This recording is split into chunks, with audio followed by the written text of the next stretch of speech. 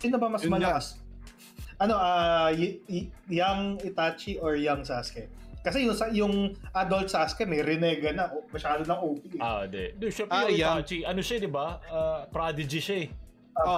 Itachi talaga. Si Sasuke may fetish sa kay Naruto eh. Lagi habulin. Gusto magpahabol lagi. Unang sad boy ng Konoha yun eh. Unang sad boy. Unang nagago sad boy.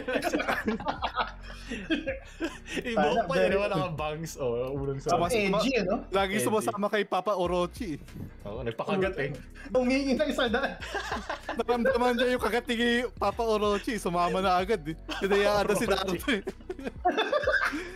Totoo naman, di ba? Ay, mukhang okay ito kay Papa. Iwanan ka na Naruto, wala kang kwenta eh. Di ba ganun yung storyline? Maganda pa rin naman, pero nakaka-drag yung ganong narrative na habulan. Sasuke! Naruto! Di ba? I mean, ako dati, parang ina-oust ko yung One Piece dati. Parang ayoko panoorin. Sabi, pag titignan ko yung animation, corny naman yun.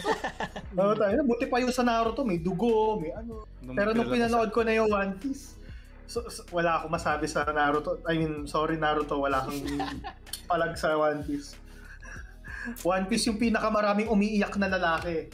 Ay, oo. Ang daming kwento na may iyak ka na lang bigla.